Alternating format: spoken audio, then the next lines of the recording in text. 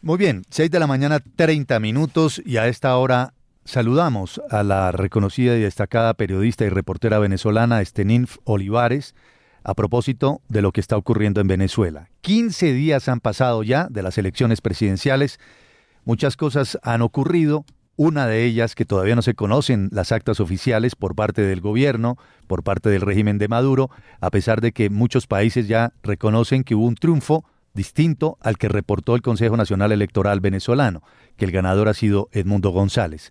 Ahí continúan, como ustedes lo acaban de escuchar, los llamados a la movilización, pero queríamos saber cómo está el ánimo nacional, cómo están las cosas en el vecino país. Esteninf, buenos días, gracias por su tiempo, gracias por acompañarnos a esta hora aquí en Radio Red, una mirada diferente. Gracias a ustedes por estar pendiente de Venezuela. Buenos días para todos y para quienes nos escuchan también. Y bueno, decirles que contrario a otros procesos, creo que el ánimo del venezolano sigue estando firme. Hay muchísimo miedo, sí, por el tema de la represión que ha sido más que evidente y ha dejado una huella muy dolorosa en miles de familias en Venezuela desde el pasado 28 de julio, pero la gente sigue confiada. Y si hacemos quizás un monitoreo en las redes sociales de cada publicación, tanto de María Corina Machado como de Edmundo González, o de otros líderes de la oposición, las personas le siguen manifestando confianza. Así que queda esperar con el transcurso de los días que pueda pasar, pero ustedes decían algo muy cierto, han pasado 15 días, pero 15 días que honestamente se sienten como un año de todas las cosas que han pasado y día tras día siguen pasando cosas, siguen habiendo detenciones y lo más común de todos estos 15 días es que, bueno, siguen ciertamente sin publicar las actas.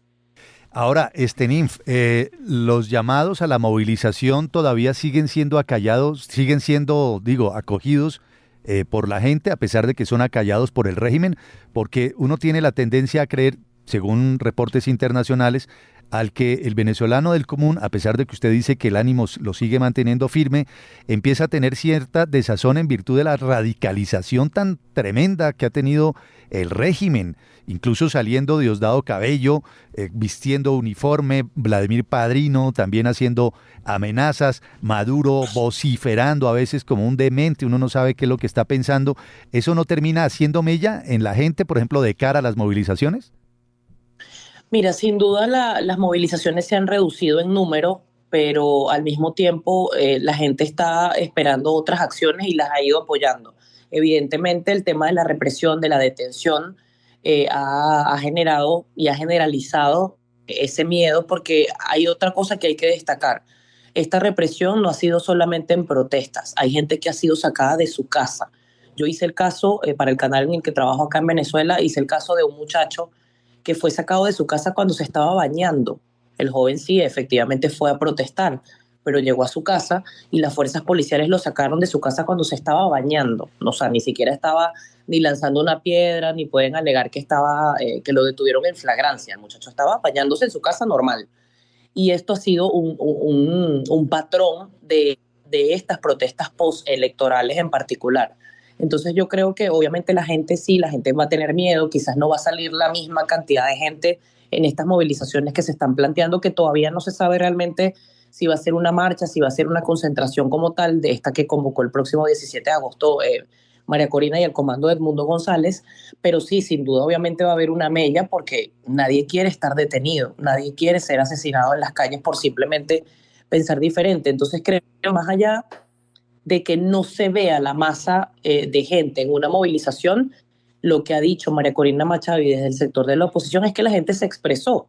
Y ayer lo conversaba con otros colegas. Este país no puede decir que Venezuela, desde el gobierno de Maduro, no se puede decir que Venezuela está parcializada o dividida. No, ya hay una inmensa mayoría que se expresó el 28 de julio y eso es lo que ha traído todas estas consecuencias que han pasado, sobre todo al Tribunal Supremo de Justicia, que vale decir Enrique Márquez, quien fue uno de los candidatos presidenciales de este pasado 28 de julio, introdujo un documento denunciando, entre otras cosas, a los 5 rectores del Consejo Nacional Electoral por omisión, porque no se publicaron las actas, porque como lo dice la propia ley electoral, se tenían que publicar los resultados, no solamente las actas de la presidencial en general, se tenían que publicar por estado y por parroquia, saber cuántos votos obtuvieron cada uno de los candidatos en los 24 estados de Venezuela y eso no se ha hecho.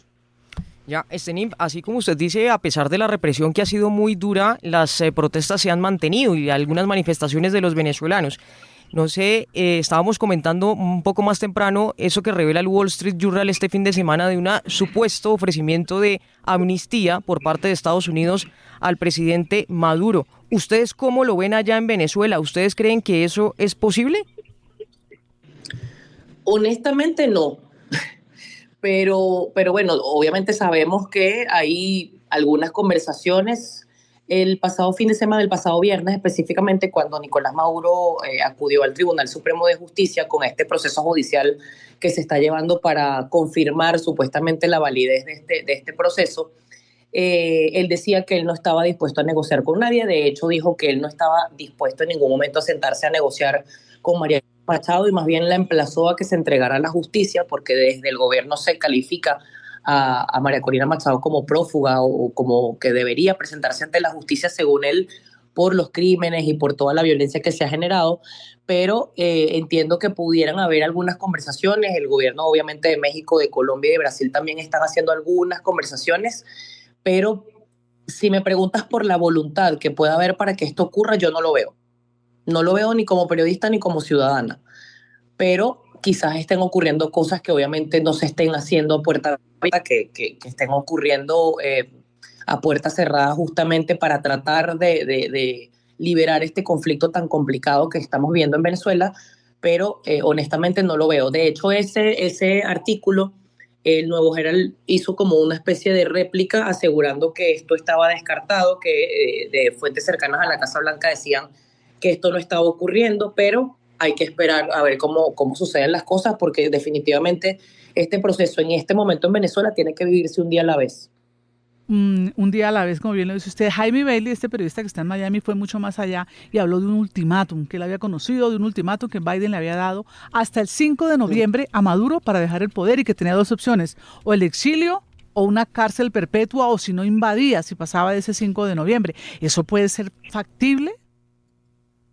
No lo sé, mira, no lo sé. De hecho, María Corina Machado le han preguntado varias veces este escenario y ella ha dicho que se le han ofrecido garantías, no solamente a Nicolás Maduro en este caso como presidente de Venezuela, sino a otros miembros de su gobierno, todos aquellos en los que pesan sanciones por parte del gobierno de los Estados Unidos, pero al ver cómo ellos están de radicales, cómo están en su posición bueno, de firmeza, de acusar a la oposición de que son generadores de violencia y todo esto, honestamente es un escenario complicado que yo no lo veo.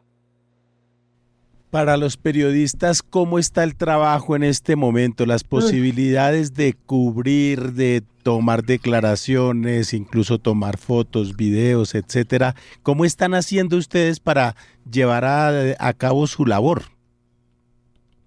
Mira, bueno, primero afinando nuestros protocolos de seguridad. Yo tengo, creo que 17 años haciendo reporterismo en Venezuela y les confieso con el corazón que es primera vez en todos esos años que yo siento pánico de tener el micrófono para el canal en el cual trabajo, porque no es garantía.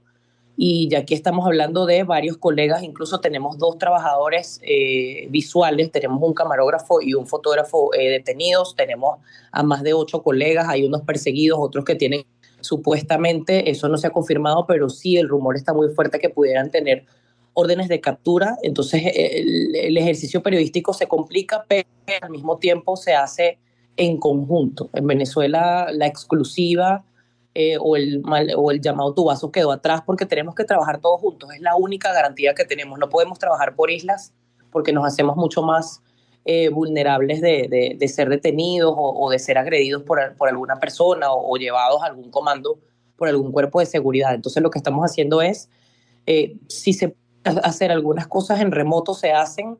Nosotros somos obviamente muy apasionados de ir a trabajar y de ir al sitio, y ese es el deber ser, y no deberíamos ser calificados de terroristas, como nos han dicho, simplemente por tener un teléfono o un micrófono de determinado medio, pero estamos tratando en lo posible de cuidarnos muchísimo, porque sí, también somos el foco y obviamente nosotros también somos perseguidos por publicar cosas en las redes sociales. Aquí no se respeta la línea si tienes una opinión en tus redes personales o puedes representar algún medio. Entonces el peligro está como latente y lo que hemos tratado de hacer es eso, trabajar en conjunto, estar pendientes el uno del otro y cuidarnos siempre, andar siempre es como una manada, porque es la única manera de que no nos lleven a todos al mismo tiempo o que no se atrevan a agredirnos en algún momento. Pues Esteninf, cuídense mucho, de verdad, arrópense mucho, abrácense entre ustedes y también reciban nuestro abrazo caluroso y fraterno desde Colombia, que estamos pendientes de ustedes como colegas. No es justo que los acusen de terroristas y que incluso pueda darse eventualmente alguna captura, como usted lo dice, con esos rumores que existen. Gracias, Esteninf, por su mirada, por acompañarnos a entender lo que está ocurriendo en Venezuela 15 días después del proceso electoral, que aún no arroja las actas formales oficiales por parte del régimen de Maduro, a pesar de que ya se da por descontado que ganó Edmundo González. Bienvenida siempre. Un abrazo, Esteninf.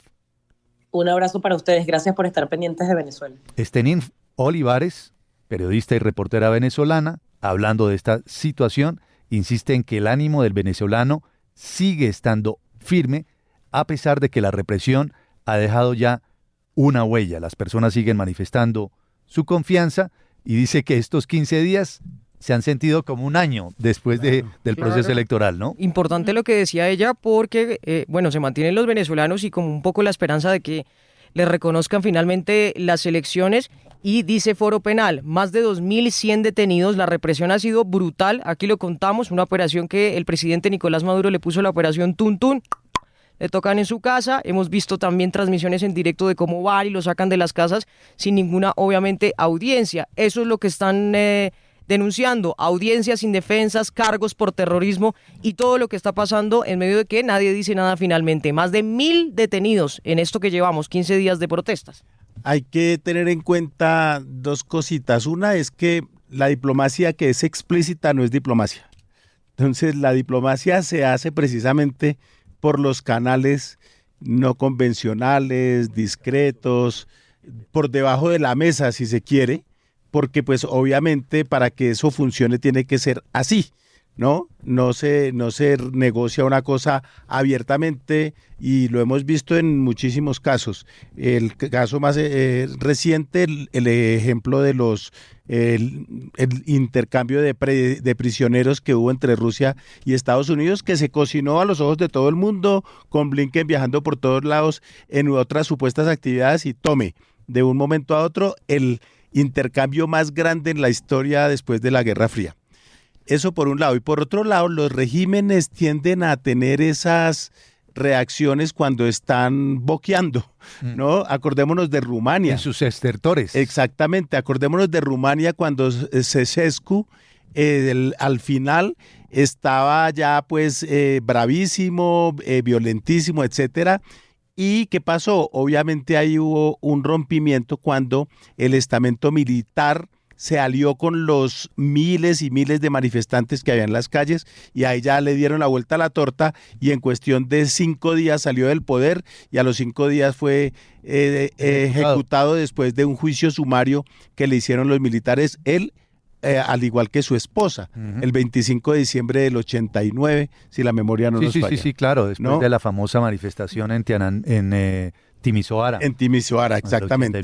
Entonces, pues yo creo que en Venezuela pueden pasar cosas, yo creo que están pasando cosas. Obviamente Maduro no va a salir a decir públicamente ni nada de eso y seguramente le están buscando, pienso yo, no sería pues raro que le buscaran una salida segura. Y ojo que están circulando unos videos que son absolutamente de locos, donde Maduro dice, maten a todo el mundo, fusílenlos uno por uno, a todo el que... Eso se ve que es fake a lo loco, pero la gente los reproduce y los reenvía. Tengan en cuenta que de lo que le produzca cualquier duda, no lo reenvíe, de lo que no conozca un origen confiable, no, ni los comparta, es más, ni los lea. Cuando ella dijo que los periodistas andamos en manada, tal cual, me hizo acordar cuando terminó el proceso de paz en el Caguán, que el gobierno, el presidente ordena retirada de cuando todo se interrumpió. Cuando se interrumpió y termina ese proceso, que le dieron 72 horas a las FARC para que se recogieran sus cascos, ¿se acuerda? En sus cascos urbanos, pues era una tierra de nadie. Allí no se sabía qué llegaba, si el ejército, si los paramilitares, si las mismas FARC tomando retaliación, y qué nos tocaba a los periodistas que no alcanzamos a salir, a andar en manada para evitar cualquier circunstancia que se pudiera presentar de secuestro u otros hechos como lo que está pasando hoy en Venezuela. Y recordemos, a propósito del señor Bailey que usted mencionó, que es un gran fabricante de bulos y de mentiras, de noticias falsas. Fue el mismo que dijo que Alan García nunca se había suicidado, sino que se había escapado y estaba por allá en Europa. Él tiene una imaginación, recuerden que Bailey más que periodista es escritor, o eso cree él, ¿verdad? En todo caso se inventa unas cosas increíbles, tiene unas versiones del mundo, tiene su propia versión, pero como tiene su audiencia cautiva que lo sigue y lo adora, lo anima a seguir haciendo sus pues lo sigue haciendo y él se debe estar imaginando quién sabe qué más cosas en relación con Venezuela. Lo que se hace por la sintonía, ¿no? 6:46.